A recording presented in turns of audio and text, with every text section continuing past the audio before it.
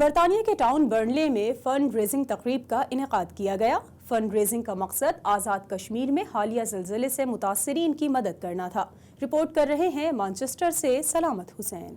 برطانیہ کے ٹاؤن برنلے میں زلزلہ متاثرین کی مدد اور کشمیریوں سے اظہار یکجہتی کے لیے ایک تقریب کا انعقاد کیا گیا۔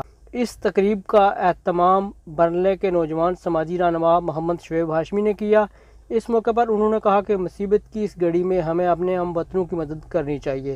ہمارا مقصد صرف اللہ کی خوشنودی ہے۔ تقریب کا باقاعدہ آغاز تلاوت کلام پاک سے ہوا، جس کی سعادت محمد شعیب ہاشمی نے حاصل کی۔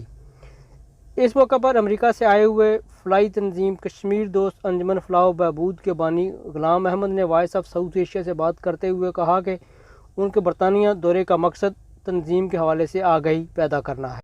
اس کا مین مقصد جو ہے وہ اپنی تنظیم جس کے زیر انتظام چنار فری ڈائلسس سینٹر ممبر چلا رہے ہیں، اس کے لیے فنڈ ریزنگ ہے، اور وہ وہاں چنار فری ڈائلسس سینٹر میں جتنے پیشنٹ ہیں اس وقت 150 کے قریب ہیں، ان کی زندگی کی ڈور جو ہے وہ ڈائلسس مشینوں کے ساتھ جڑی ہوتی ہے۔ اگر ڈائلسس ہو جائیں تو انہیں زندگی ملتی ہے، اگر ڈائلسس نہ ہو تو وہ موت کی طرف چل پڑتے ہیں۔ اللہ تعالیٰ ان کو جزا دے جنہوں نے اس کو آرگنائز کیا، کہ وہ لوگ جو اپنے گھر بار سے محروم ہو گئے، ان کی امداد کے لیے انسانی ہمدردی کے جذبے کے تحت جن ساتھیوں نے جنہوں نے انتظام کیا، پھر جنہوں نے حصہ لیا، اللہ تعالیٰ ان کو اجر عظیم عطا فرمائے۔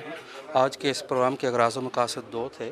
پہلے جو ہماری غرض تھی وہ کشمیر میں جو جاری بربریت ہے، انڈین آرمی کی جو مظالم ہیں ان کو ہائی لائٹ کرنا، اور دوسرا ہمارا جو آج غرض اور مقصد تھی وہ یہ تھا کہ جو پاکستان میں ریسنٹلی ارتھ کوئک آیا ہے، اس کے جو زلزلہ متاثرین ہیں ہم ان کی مدد کو پہنچ سکیں، تو اس کے لیے ہم نے فنڈ ریزنگ کی ہے۔